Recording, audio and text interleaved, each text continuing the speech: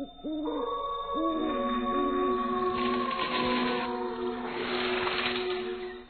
कहानी हमारे एक सब्सक्राइबर हर्षपाल की कहानी पर आधारित है। आइए शुरू करते हैं आज की कहानी। मेरा नाम राहुल है। ये बात उस समय की है जब मैं आईआईटी कानपुर में इंजीनियरिंग का छात्र था। एक रात करीब 3 बजे होंगे। बाहर चारों ओर अंधकार का साया था। सड़क पर लगा लाइट का खंभा बीच बीच में जल उठता था। सड़क सुनसान थी और कभी कभी कोई कार सन्नाटे को चीरती हुई आती, फिर सब सुनसान हो जाता। सड़क के पास ही एक अपार्टमेंट में मैं और मेरा सहपाठी वरुण सो रहे थे। अचानक मेरी नींद टूटी और मुझे जोरों की प्यास लगने लगी। मैं पानी पीने चला गया, तभी मैंने खिड़की से कोई परछाई देखी। मैं डर गया। मैंने धीरे से खिड़की खोली और नीचे सड़क की ओर देखा। बाहर का नजारा देखकर मैं सहम गया। मैं भागकर वरुण के पास आया। वरुण, वरुण, जल्दी उठ और बाहर देख। क्या हुआ? जरा बाहर तो चलकर देख। हम दोनों बाहर आ गए।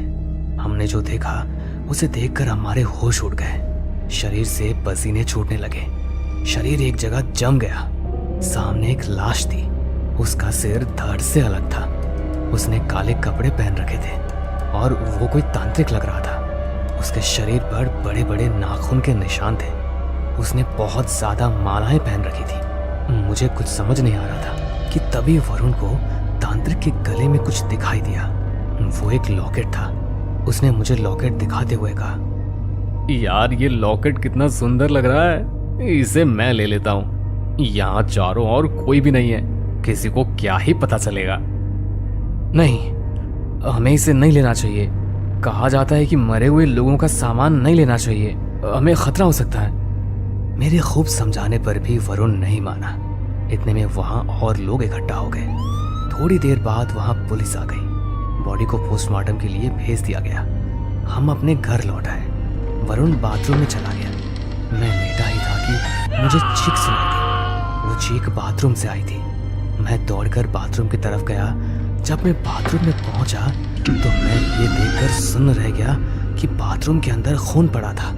मेरा शरीर सुन्न रह गया। मैं पसीने से तर हो गया। बाथरूम की खिड़की टूटी हुई थी। मैं घबरा गया। मैंने खिड़की से बाहर झांका। बाहर का नजारा देखकर मैं सहम गया।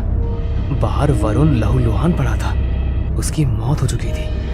मैं जैसे ही नीचे जाने के लिए पीछे मुड़ा, मेरा ध्यान बाथरूम के शीशे पर गया। वहां खून से कुछ लिखा था, जिसे पढ़कर मुझे सारा माजरा समझ आ गया। उस पर लिखा था, मुझे वो लॉकेट दे दो वरना कोई जिंदा नहीं बचेगा, रागिनी। मैं नीचे गया। मैंने वरुण के हाथों से वही लॉकेट देखा। मैंने लॉकेट लिया। मैं अपने दोस्त की मृत्यु से बहुत दुखी हुआ। मैंने उसका देह संस्कार किया और बात की तह तक जाने के लिए निकला। मैं एक तांत्रिक को जानता था। मैं उसके पास गया। मैंने तांत्रिक से सारी बात बताई और कहा, बाबा मैं इसकी तह तक जाना चाहता हूँ। इस लॉकेट से मुझे भी खतरा है। जब तक ये लॉकेट मेरे पास रहेगा रागिनी मुझे मारने का प्रयत्न करेगी। अब आप ही मुझे उससे बचा सकते हैं। बेटा, तुम इस लॉकेट को हनुमान जी के मंदिर में उनकी मूर्ति के पीछे रख देना। उसके बाद मैंने वैसा ही किया। अब मुझे कोई खतरा नहीं था, पर मैं उस लॉकेट को ज्यादा दिनों तक मंदिर में नहीं रख सकता था। इसलिए मैं जल्दी से काम पर लग गया। मैंने पिछले कुछ दिनों के सारे अखबार देख डाले, पर मुझे कुछ न मिला। परंतु जैसे ही मैं कुर्सी से उठा, मुझे नीचे गिरा एक अखबार नजर आया। मैंने उसे उठाया, तभी मुझे रागिनी द मिस्टीरियस स्टोरी नाम से एक आर्टिकल नजर आया। मैंने उस अखबार से एड्रेस लिया और रागिनी के घर की तरफ चल पड़ा। जब मैं रागिनी के घर पहुंचा तो घर पर ताला लगा था। मैंने पड़ोसी से जाकर पूछा, अंकल क्या आप जानते हैं कि आपके पड़ोसी कहाँ हैं? बेटा, अब इस घर में कोई नहीं रहता। इस घर में पंडित दीनानाथ और उसकी बेटी रहते थे। करीब 2 हफ्ते पहले उनकी बेटी गायब हो गई और इस दुख के मारे दीनानाथ जी भी चल बसे। क्या आप जानते हैं कि रागिनी कहाँ गई? बेटा, वो रोज कॉलेज जाया करती थी, पर एक दिन वो घर नहीं लौटी। क्या पता कहाँ गई। तो आप लोगों ने उसकी खोज की? बेटा, अमीरों की सब सुनते हैं, गरीबों की कौन सुनता है। बेचारा दीनानाथ देह त्यागने से पहले हर जगह फिरा, किंतु उसकी बेटी का पता न चला। एफआईआर भी कराई, परंतु कुछ पता नहीं चला। क्या आप मुझे उसके कॉलेज का एड्रेस दे सकते हैं? हाँ बेटा। उन्होंने मुझे कॉलेज का एड्रेस दे दिया। अगर आप इजाजत दें तो मैं रागिनी के घर की तलाशी लेना चाहता हूँ। ठीक है बेटा, तुम तलाशी ले सकते हो। और ये कहकर उन्होंने मुझे रागिनी के घर की चाबी दे दी। मैं रागिनी के घर गया।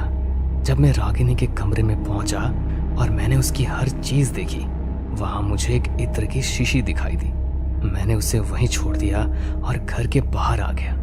रागिनी के घर पर तलाशी के दौरान मुझे कुछ हासिल नहीं हुआ। अब मैं उसके कॉलेज जाने की तैयारी करने लगा। जब मैं उसके कॉलेज की तरफ जा रहा था तो मैंने वहां रास्ते में एक दुपट्टा देखा। सड़क के दोनों ओर सुनसान जंगल था। मैं आश्चर्य में पड़ गया। पीले रंग का दुपट्टा, जिससे उस इत्र की ही महक आ रही थी जो मैंने रागिनी के कमरे में एहसास किया था। मैंने दुपट्टा उठाया और जंगल के अंदर की तरफ चलने लगा। कुछ दूर चलने पर मुझे गुफा दिखाई दी। मैं डरते डरते गुफा के अंदर गया। वहां का नजारा देख मेरे आश्चर्य का ठिकाना न रहा। सामने राक्षस की बड़ी सी मूर्ति थी। उसके नीचे रागिनी का शरीर था। उसकी गर्दन अलग पड़ी थी। खून के छींटे राक्षस के मुंह पर लगे थे। पास ही बलि का सामान था। मैंने उस तांत्रिक की तस्वीर को भी वहां देखा, जिसकी लाश मैंने और वरुण ने अपने घर के नीचे देखी थी। मैं सब समझ गया कि रागिनी की मृत्यु के पीछे क्या राज है। मैं वहां से कुछ दूर चला ही था कि वहां मुझे एक व्यक्ति दिखाई दिया। उसे गुफा के बाहर एक पेड़ से बंदी बनाया गया था। उसने तांत्रिक के समान काले कपड़े पहन रखे थे। गले में बड़ी बड़ी मालाएं थी। माथे पर भस्म लगी हुई थी। उस व्यक्ति ने मुझसे कहा, कौन हो बेटा? तुम यहाँ क्या कर रहे हो? वो तुम्हें नहीं छोड़ेगी। मेरे हाथ में पकड़े हुए उस दुपट्टे को देखते हुए उन्होंने पूछा, ये दुपट्टा तुम्हें कहाँ से मिला? मैंने बड़े आश्चर्यपूर्वक पूछा, आप इस दुपट्टे के बारे में कैसे जानते हैं? और कौन है जो मुझे नहीं छोड़ेगी? ये आप क्या कह रहे हैं? और आपको यहाँ बंदी किसने बनाया है?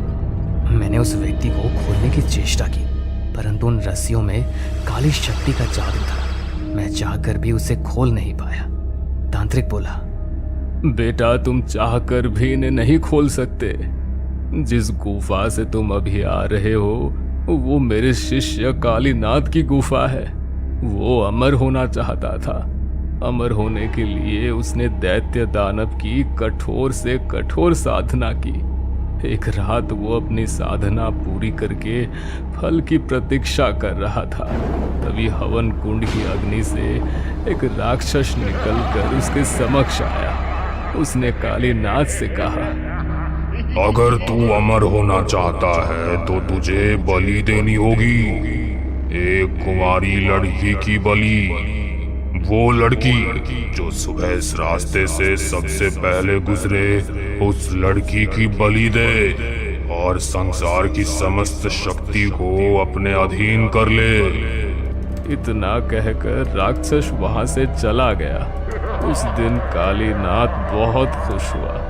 उसने सारी बात मुझे बताई। मैंने उसे समझाने की कोशिश की। मैंने उससे कहा, देखो वत्स, बुराई चाहे कितने ही ताकतवर क्यों ना हो, वो कभी अमर नहीं बन सकती। ऐसा होना सृष्टि के नियमों का उल्लंघन करना है। मेरे खूब समझाने पर भी वो नहीं माना और वहां से गुस्से में चला गया। जाते समय मैंने उससे कहा, देखो वत्स, यदि तुम ऐसा कार्य करोगे तो मुझे स्वयं तुम्हें रोकना होगा। उस वक्त तो उसने कुछ नहीं कहा और वहां से चला गया। अगले दिन जब मैं सो रहा था, उसने मेरी दी शक्ति के द्वारा मुझे कैद कर दिया। अगले दिन सवेरे जब रागिनी अपने कॉलेज के लिए निकली तो कालीनाथ ने उसे पकड़कर गुफा में कैद कर दिया। वो लड़की चिल्लाती रही, परंतु पापी ने उसे नहीं छोड़ा। उसने रागिनी की बलि देकर राक्षस की भूख शांत की। बदले में राक्षस ने उसे शक्तियों से भरा एक लॉकेट दिया और कहा, जो भी इस लॉकेट को धारण करेगा वो संसार में व्याप्त सभी काली शक्तियों का स्वामी हो जाएगा। परंतु इतना ध्यान अवश्य रखना, ये शक्तियां तुम पर हावी न होनी पाए। इस लॉकेट की वजह से रागिनी ने तांत्रिक को मारा। रागिनी की सारी शक्ति इस लॉकेट में है, इसलिए वो इस लॉकेट को हासिल करना चाहती है। परंतु बाबा, जब हम तांत्रिक की लाश के पास पहुंचे थे तब भी लॉकेट वहीं था, और जब मैं वरुण की लाश के पास पहुंचा तब भी लॉकेट वरुण के हाथ में ही था। रागिनी को लॉकेट ले जाने का अवसर 2 बार मिला, फिर उसने लॉकेट क्यों नहीं लिया? बेटा, रागिनी लॉकेट खुद हासिल नहीं कर सकती। रागिनी को लॉकेट तभी स्वीकृत होगा जब कोई खुद अपने हाथों से उसे लॉकेट दे, और यदि उसे एक बार लॉकेट मिल गया तो वो शक्तिशाली हो जाएगी। फिर उसे रोकने का कोई साधन नहीं होगा। बाबा, क्या कोई उपाय है जिससे रागिनी की आत्मा को मुक्ति मिल सके? बेटा, हमें उस लॉकेट को नष्ट करना होगा। लेकिन बाबा, उसे तो हम अभी भी नष्ट कर सकते हैं ना? बेटा, जैसा तुम समझ रहे हो वैसा नहीं है। उस लॉकेट को तभी नष्ट किया जा सकता है जब पूर्णिमा की रात हो और चंद्रमा बिल्कुल तुम्हारे सिर पर हो, तभी उसे मारा जा सकता है। तो ठीक है बाबा, मैं उस लॉकेट को लेकर आता हूँ। आप बस इतना बता दीजिए कि पूर्णिमा की रात कब है? बेटा, तुम्हें जल्दी करनी होगी। पूर्णिमा की रात आज ही है। इसके बाद मैं लॉकेट लेने चला गया। जब मैं लॉकेट लेकर लौटा तो मैंने जो देखा उसे देखकर मैं सुन्न रह गया। मेरा शरीर पसीने से तर हो गया। तांत्रिक का शरीर खून से सना हुआ था। उसकी गर्दन रागिनी के हाथों में थी। रागिनी की लाल लाल आंखें, बड़े बड़े नाखून, भयानक चेहरा था। वो तांत्रिक को नोच नोच कर खा रही थी। मैं ये सब देखकर घबरा गया। मेरे पसीने छूटने लगे। मैंने जल्दी से अपनी बाइक ली और भागने लगा। रागिनी ने मुझे देख लिया। वो मेरे पीछे आने लगी। मैंने बाइक तेज कर ली। वो अभी भी मेरे पीछे आ रही थी। रात हो चुकी थी। कुछ दूर चलकर मुझे एहसास हुआ कि वो मेरे पीछे नहीं है। सुनसान जंगल में आकर मेरी बाइक का पहिया जाम हो गया। मुझे कुछ समझ नहीं आ रहा था। जैसे ही मैंने नीचे देखा तो मैं आश्चर्य में पड़ गया। डर ने मुझे घेर लिया। मेरे रोंगटे खड़े हो गए। जमीन से 2 हाथ निकले हुए थे और मेरे बाइक के पहिए को पकड़े हुए थे। ये देखकर मेरी चीख निकल गई। मैं बाइक को वहीं छोड़ आगे की ओर दौड़ा। मेरी बाइक मेरे पीछे पीछे आ रही थी। अचानक मुझे ठोकर लगी और मैं गिर गया। बाइक मेरे निकट आती जा रही थी। अचानक मेरी बाइक मेरे दोनों पैरों पे चढ़ गई। मेरी दर्द के मारे चीख निकल गई। मेरे पैर की हड्डी टूट चुकी थी। पैर में खून बह रहा था। मैं हाथों के सहारे सरक सरक कर सड़क के किनारे आया। मेरी बाइक वहीं आकर मेरे पास गिर पड़ी। मैं दर्द से करा रहा था। अचानक मेरी नज़र एक ट्रक पर गई। ट्रक ड्राइवर की आंखें लाल थी। वो पूरी स्पीड से मेरी तरफ ही आ रहा था। उस पर रागिनी की आत्मा ने कब्जा कर लिया था। मैंने जल्दी से अपनी जेब से वो कागज़ निकाला जिस पर रागिनी का आर्टिकल लिखा था, क्योंकि उस कागज़ के सिवा मेरे पास और कुछ नहीं था। मैं अपनी बाइक के पास सरकते हुए गया। मैंने अपनी बाइक को न्यूट्रल कर रेस छोड़ दी और कागज़ को पेट्रोल में भिगोकर इंजन के पास लगा दिया। कागज़ में आग लग गई। मैंने देखा चांद सर के ऊपर था। ट्रक अभी भी मेरी तरफ ही आ रहा था। मैंने लॉकेट को आग में रख दिया। कागज़ के साथ लॉकेट भी जल गया। लॉकेट के जलते ही ट्रक में भी आग लग गई और रागिनी का अंत हुआ। उसे मुक्ति मिल गई। परंतु उस दिन मैंने अपने दोनों पैरों और अपने दोस्त को खो दिया। अमर की नई नई पोस्टिंग हुई थी। अमर अपने काम को लेकर बहुत खुश था। आखिर उसकी सालों की मेहनत जो साकार हुई थी और उसे एक अच्छी नौकरी मिली थी, जिस वजह से वो अपने घर से दूर अपनी पत्नी के साथ होशियारपुर पहुंचता है। यार, ये मेरी कहां पोस्टिंग करा दी है? इतना सुनसान इलाका। इस घर को छोड़कर तो कहीं कुछ भी दिखाई नहीं दे रहा है। चारों तरफ सन्नाटा पसरा हुआ है। अरे आप तो ऐसे डर रहे हैं जैसे कोई छोटा बच्चा खो जाने पर डरता है। नहीं नहीं माला, मैं डर नहीं रहा हूँ। यहाँ इतना सन्नाटा और इस वीरान जगह पर इस इकलौते घर को देखकर मेरे मन में न जाने क्या क्या ख्याल आ रहा है। चलो भी अब सामान उतारते हैं और घर की शिफ्टिंग भी हमें ही करनी है। अब माला और अमर अपनी कार से सामान उतारते हैं और माला सामान का बैग उठाकर घर में पहुंचती है। लेकिन जैसे ही अमर कार की डिक्की बंद करके घर की तरफ देखता है तो उसे लगता है उसके घर की खिड़की से कोई आदमी गया है। अब क्या ये भी मेरा वहम था? सच में पोस्टिंग वालों ने भी मुझे क्या ही सोचकर ये घर दिया था। अरे कहाँ रह गए आप? आपका वहम और जासूसी खत्म हो जाए तो मेरे साथ ये सामान रखवाने में मेरी मदद करवा देना। हाँ हाँ आ गया। माला और अमर दोनों ही देर शाम अपने नए घर में पहुंचने के बाद सामान शिफ्ट करने लगते हैं। माला भी किचन में मसालों के डब्बे सेट कर रही होती है और माला को पीछे से डिब्बे पकड़ाए जा रहे होते हैं।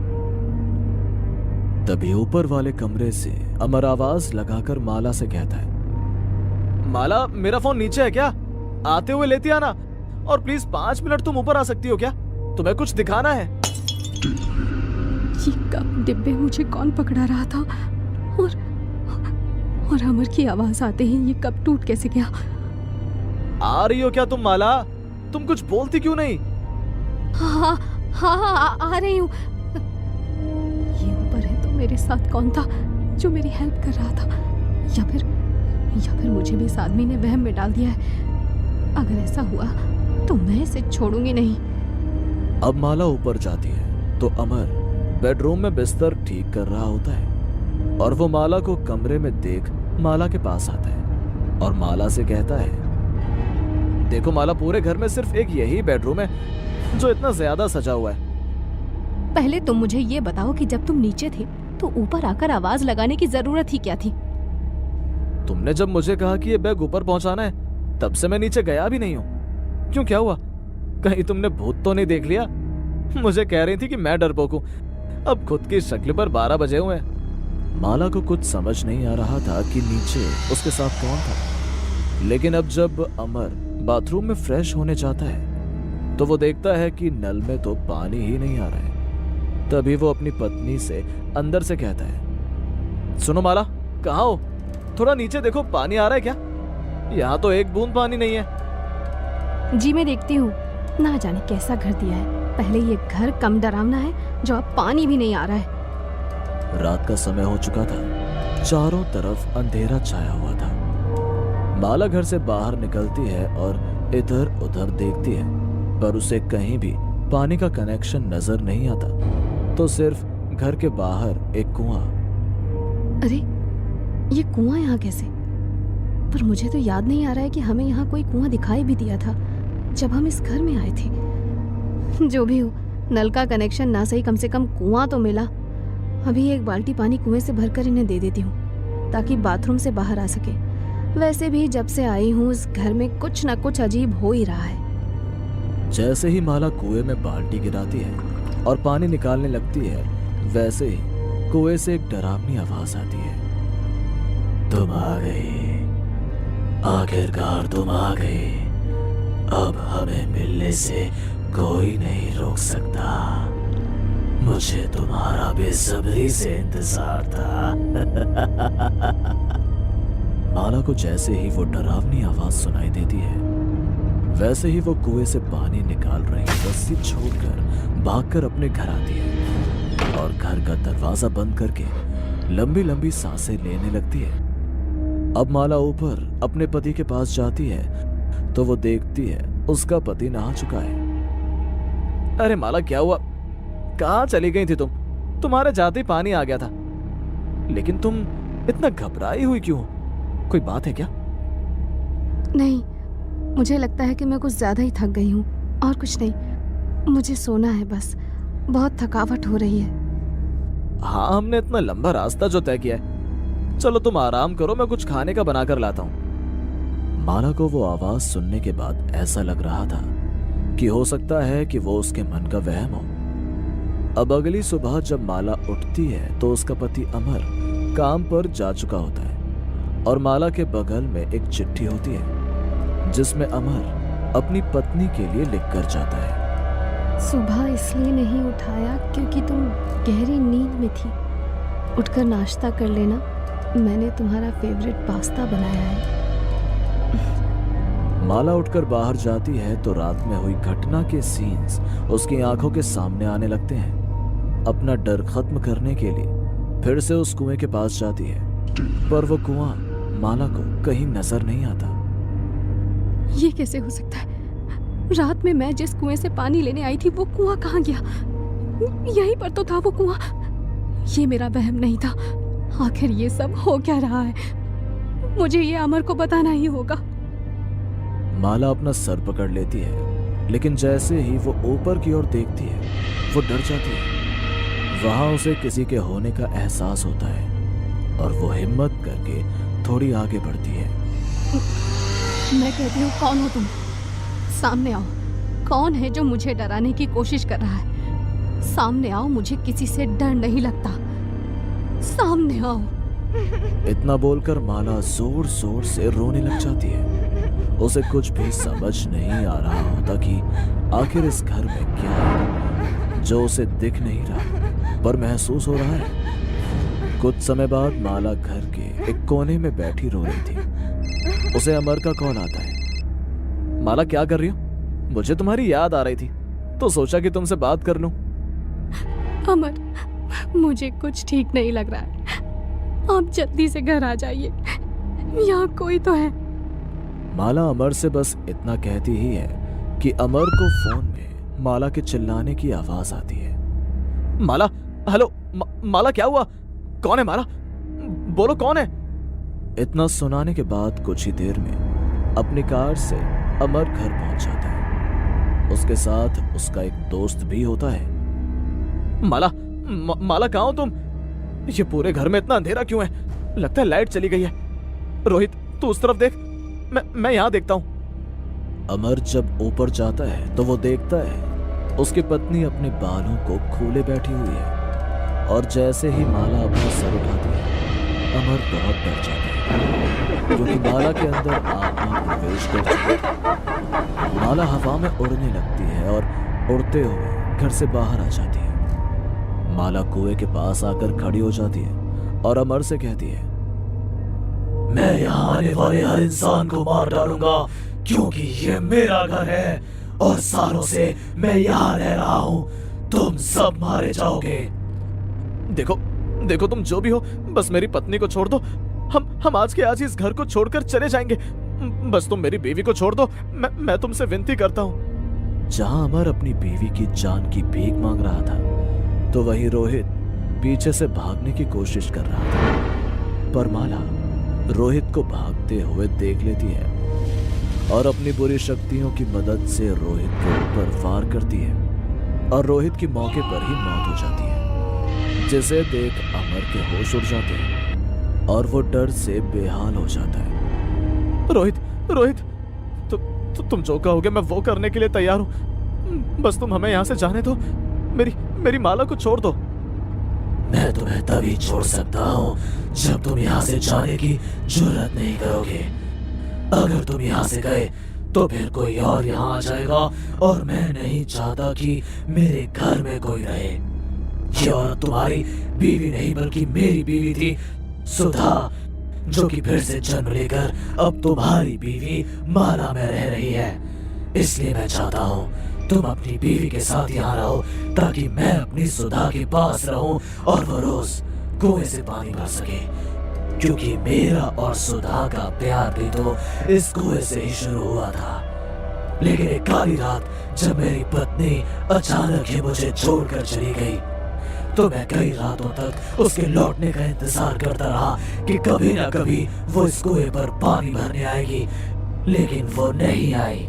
जिसके बाद मैं इस कुएं में छलांग लगाकर मैंने खुद की भी जान दे दी ताकि मरने के बाद भी मैं अपनी सुधा से जुड़ा रह सकूं।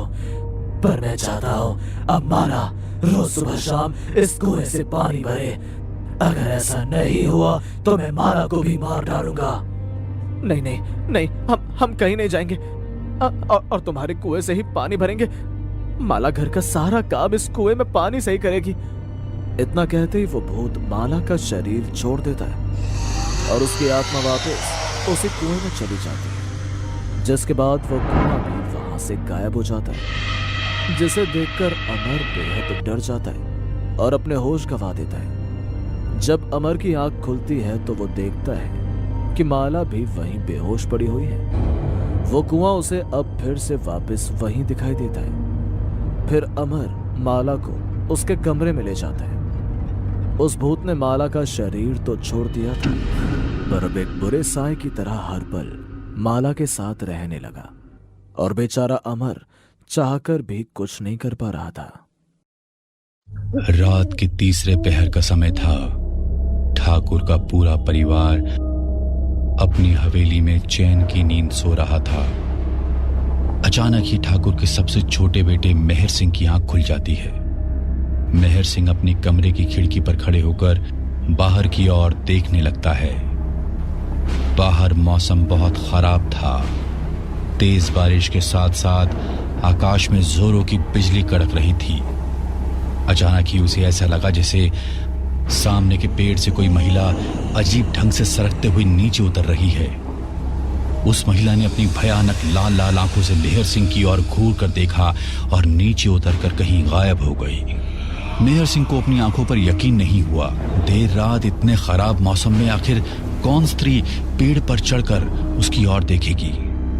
फिर उसको यूं अजीब ढंग से नीचे उतरते देखकर न जाने क्यों उसके मन में शंका सी होने लगी। अपनी बंदूक को संभालता वह हवेली के बरामदे तक आया, जहां उसने उस महिला को देखा था, लेकिन वहां पर कोई भी नहीं था। बरामदे में हर और फूलों की खुशबू फैली हुई थी। मेहर सिंह बेचैन सा होकर इधर उधर देखने लगा। तभी उसे कोई स्त्री दौड़कर हवेली से बाहर की ओर जाती दिखाई दी। ए लड़की, कौन हो तुम? वहीं ठहरो। इतनी रात गए हवेली में क्या कर रही हो? मेहर सिंह की चीखने की आवाज को अनसुना करके वह लड़की पायल छनकाती हुई हवेली के पिछले दरवाजे से बाहर निकल गई। लड़की को बाहर की ओर भागता देख मेहर सिंह भी उसके पीछे पीछे हवेली से बाहर निकल गया। कुछ दूर जाकर उस लड़की ने मेहर सिंह को मुड़कर देखा और धीरे से मुस्कुराते हुए फिर से अंधेरी तूफानी रात में जंगल की ओर भागने लगी। मेहर सिंह न जाने किस सम्मोहन में बंधा था कि वह भी लड़की के पीछे पीछे सुनो सुनो की आवाज लगातार बढ़ा जा रहा था। कुछ दूर जाकर एक सुनसान स्थान पर वह लड़की अचानक गायब हो गई। ये सब क्या पहेली है? आखिर कौन है ये लड़की? मेहर सिंह मन ही मन बड़बड़ाता हुआ इधर उधर देखता चला जा रहा था कि अचानक उसकी नजर एक पेड़ के नीचे जमा हुई स्त्रियों पर पड़ी।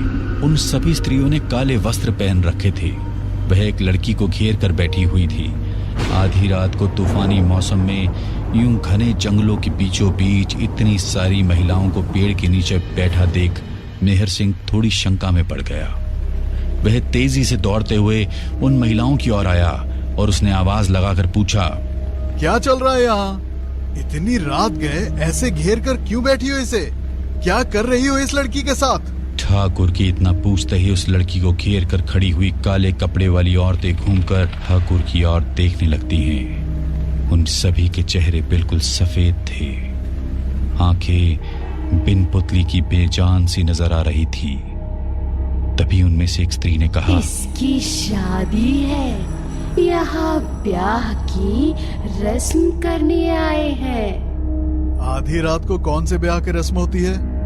वैसे कहाँ से आए हो तुम सब के सब? दूल्हे के गांव में ये रस्म होती है छोरे, बस इसीलिए यहाँ पर इकट्ठा हुए हैं। उस औरत की बात सुनकर ठाकुर मेहर सिंह और भी चक्कर में पड़ गया। छोटे से गांव में मुट्ठी भर परिवार थे जिनको वो अच्छी तरह जानता था। उसकी जानकारी में तो ऐसा कोई घर नहीं था जिनके यहाँ लड़के का ब्याह हो। आखिर वो औरतें किसके ब्याह की बात कर रही हैं? ठाकुर अभी सोच ही रहा था कि दुल्हन बनी बीच में बैठी लड़की की ओर उसकी नजर पहुंच गई। मेहर सिंह यह देखकर ठिठक गया कि यह तो हूबहू वही लड़की थी जो कुछ देर पहले उसकी हवेली में घूम रही थी। मेहर सिंह अब थोड़ा परेशान सा हो गया था और अपनी परेशानी छिपाते हुए उसने फिर से सवाल किया, वैसे दूल्हा कौन है जिसके साथ लड़की का ब्याह होना है?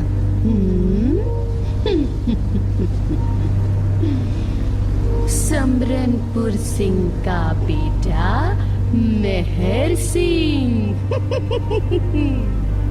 उस औरत के मुंह से अपना नाम सुनकर मेहर सिंह का सिर चकरा गया।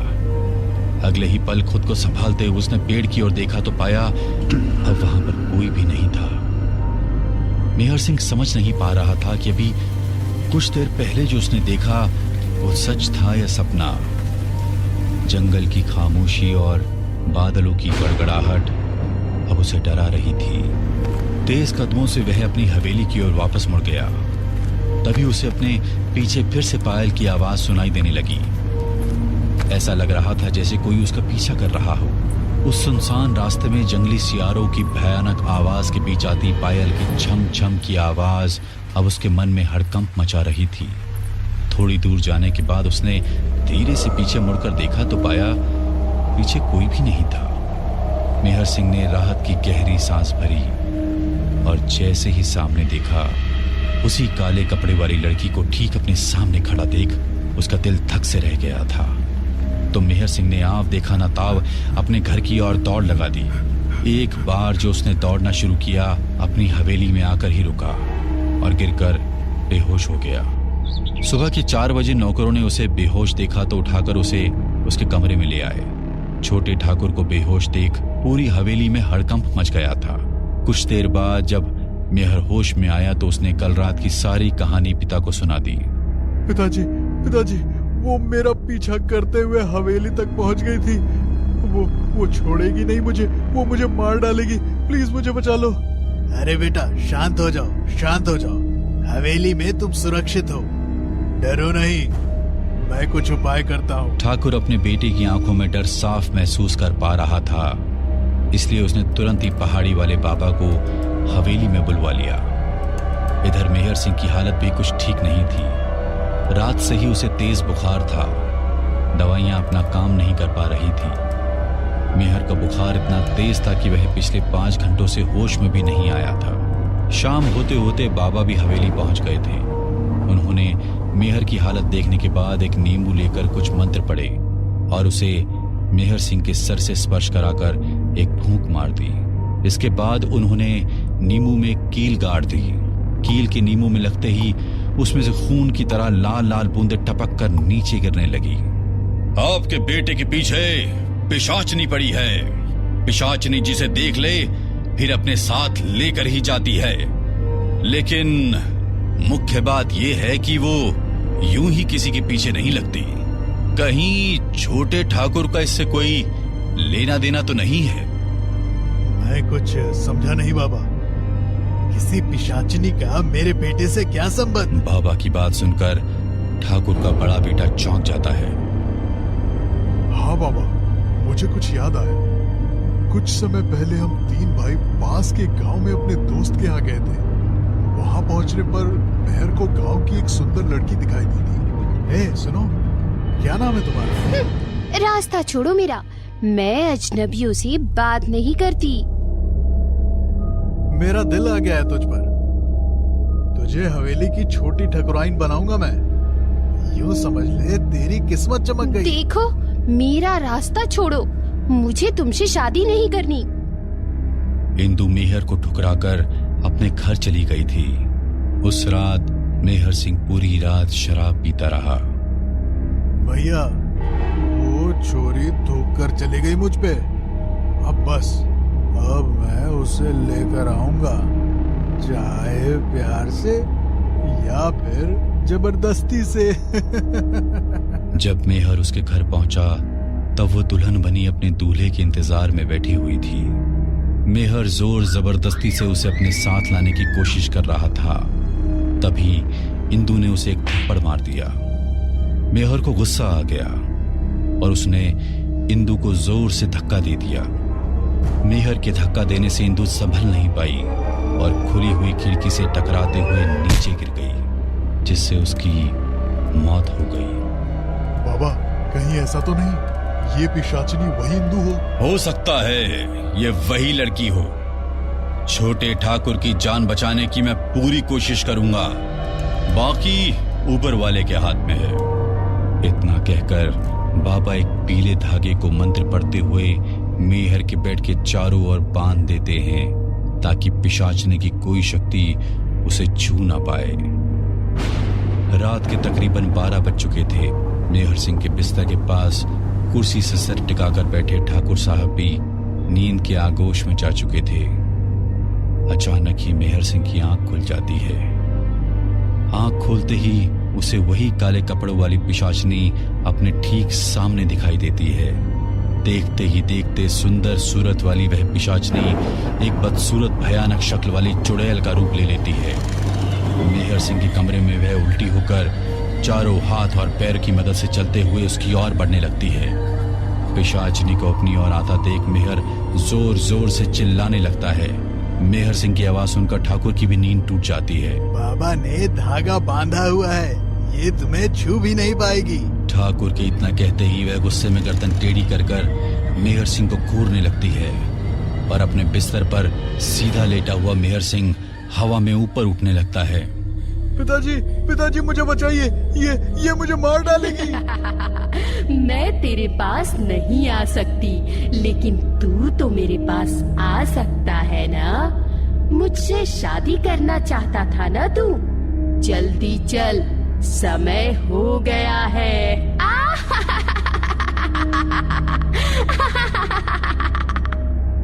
हवा में ऊपर उठते हुए मेहर सिंह चुड़ैल के पास आ जाता है।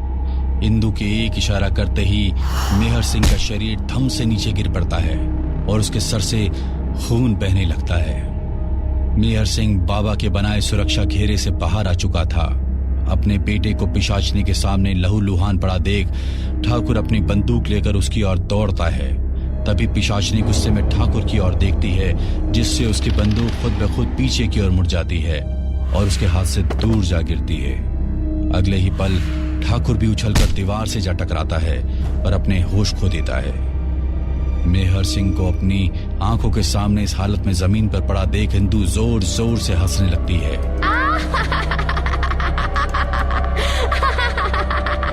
अगले ही पल दीवार पर लगे सजावटी छुरों में से एक बड़ा सा छुरा निकलकर हवा में उड़ता हुआ खुद ब खुद पिशाचनी इंदु के हाथ में आ जाता है, जिसे देखकर मेहर के होश उड़ जाते हैं।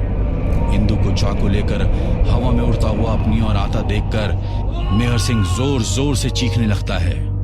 इंदु गुस्से में चाकू से उसकी जीभ काटकर अलग कर देती है। मेहर सिंह दर्द से छटपटा रहा था और इंदु वहां हवा में उड़ती हुई जोर जोर से हंस रही थी। दर्द से छटपटाते हुए मेहर सिंह जमीन पर गिर पड़ता है और सरकते हुए वहां से भागने की कोशिश करने लगता है। तभी इंदु उसकी गर्दन पर वार कर देती है, जिससे उसकी गर्दन धड़ से अलग हो जाती है। मेहर सिंह की कटी हुई गर्दन लेकर अगले ही पल पिशाचनी इंदु वहां से गायब हो जाती है। थोड़ी देर बाद जंगल में उसी पेड़ के नीचे मेहर सिंह की कटी हुई गर्दन पेड़ की शाख से लटक रही थी। एक लड़का और लड़की काले कपड़े पहन दूल्हा दुल्हन बने बैठे थे। दूल्हे के स्थान पर बैठा लड़का कोई और नहीं बल्कि मेहर सिंह था, जो पिशाचनियों के बीच बुत बना बैठा हुआ था। उम्मीद है दोस्तों आपको आज की कहानी बहुत पसंद आई होगी। ऐसी और हॉरर स्टोरीज के लिए हमारे चैनल को सब्सक्राइब करें और बेल आइकॉन का बटन दबाना ना भूलें। और अगर आप अपनी कहानी हमारे साथ शेयर करना चाहते हैं तो हमें ईमेल जरूर करें। हमारी ईमेल आईडी नीचे डिस्क्रिप्शन बॉक्स में दी गई है। और हाँ, वीडियो को लाइक और शेयर करना ना भूलें। Thank you.